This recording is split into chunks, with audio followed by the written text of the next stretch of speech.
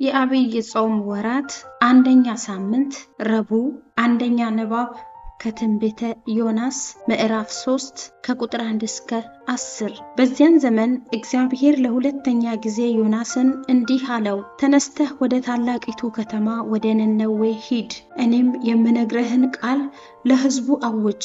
ዮናስም ለእግዚአብሔር በመታዘዝ ወዲያውኑ ወደ ነነዌ ሄደ። ነነዌ እጅግ ታላቅ ከተማ ከመሆኗ የተነሳ ከአንዱ ዳርቻ ወደ ሌላው ዳርቻ ተጉዞ ለመድረስ 3 ቀን ይፈጅ ነበር። ዮናስ ወደ ከተማይቱ ገብቶ ጉዞውን ጀመረ። የአንድ ቀን መንገድም እንደሄደ ነነዌ በ40 ቀን ውስጥ ትደመሰሳለች ብሎ አወጀ።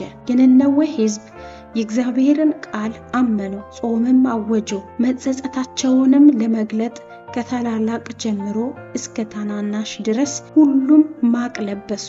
የነነዌ ንጉሥ ይህን ነገር በሰማ ጊዜ ከዙፋኑ ወረደ።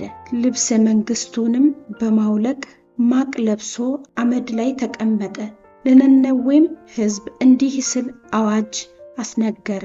ከንጉሱና ከመኳንንቱ በተላለፈው ትእዛዝ መሰረት ከዛሬ ጀምሮ ሰዎችና እንስሳት፣ ከብቶችም ሆኑ በጎች አንዳች ምግብ አይቅመሱ፣ ውሃም አይጠጡ።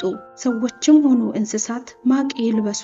እያንዳንዱ ሰው ከልብ ወደ እግዚአብሔር ይጩህ፣ መጥፎ ጠባዩንና የግፍ ስራውን ይተው። ምናልባት እግዚአብሔር ራርቶልን ቁጣውን ይመልስ ይሆናል፣ እኛም ከጥፋት እንድናለን። እግዚአብሔር የነነዌ ሰዎች ከክፉ መንገዳቸው ተመልሰው ያደረጉትን ሁሉ ተመለከተ። ስለዚህም ራርቶላቸው በእነርሱ ላይ ሊያመጣ የነበረውን መዓት መለሰ። ይህ የእግዚአብሔር ቃል ነው። ለእግዚአብሔር ምስጋና ይሁን። መዝሙር 51 የመዝሙሩ መልስ፣ አምላክ ሆይ አንተ ለንስሐ የተዘጋጀውን ልብ አትንቅም። አምላክ ሆይ ስለ ዘላለማዊ ፍቅርህ ይቅር በለኝ፣ ስለ ታላቁ ምሕረትህም ኃጢአቴን ደምስስልኝ። በደሌን ሁሉ አጥበህ አስወግድልኝ፣ ከኃጢአቴም አንጻኝ። አምላክ ሆይ አንተ ለንስሐ የተዘጋጀውን ልብ አትንቅም። አምላክ ሆይ ንጹሕ ልብ ፍጠርልኝ፣ አዲስና ታማኝ ሆኖ የሚጸና መንፈስ በውስጤ አኑርልኝ። ከፊትህ አታርቀኝ፣ ቅዱስ መንፈስህንም ከእኔ አትውሰድብኝ። አምላክ ሆይ አንተ ለንስሐ የተዘጋጀውን ልብ አትንቅም። አንተ መስዋዕት እንዲቀርብልህ አትፈልግም፣ የሚቃጠል መስዋዕትም አያስደስትህም። የምትፈልግማ ቢሆን ኖሮ ባቀረብሁልህ ነበር። አምላክ ሆይ አንተ ለንስሐ የተዘጋጀውን ልብ አትንቅም።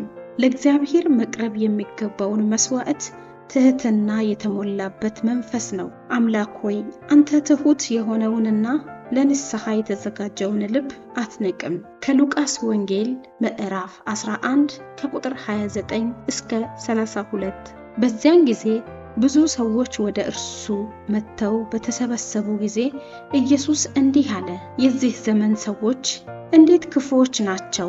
ምልክት ለማየት ይፈልጋሉ፣ ነገር ግን ከነቢዩ ከዮናስ ምልክት በቀር ሌላ ምልክት አይሰጣቸውም። ነቢዩ ዮናስ ለነነዌ ከተማ ሰዎች ምልክት እንደነበረ እንዲሁም የሰው ልጅ ለዚህ ዘመን ሰዎች ምልክት ይሆናል። የደቡብ ንግሥት በፍርድ ቀን ከዚህ ዘመን ሰዎች ጋር ተነስታ በእነርሱ ላይ ትፈርዳለች። ምክንያቱም እርሷ የሰለሞንን ጥበብ ለመስማት ከዓለም ዳርቻ መጥታለች። ነገር ግን እነሆ ከሰለሞን የሚበልጥ እዚህ አለ። እንዲሁም የነነዌ ከተማ ሰዎች በፍርድ ቀን ከዚህ ዘመን ሰዎች ጋር ተነስተው በእነርሱ ላይ ይፈርድባቸዋል። ምክንያቱም የነነዌ ሰዎች የዮናስን ስብከት በሰሙ ጊዜ በኃጢአታቸው ተጸጽተው ንስሐ ገብተዋል። ነገር ግን እነሆ ከዮናስ የሚበልጥ እዚህ አለ።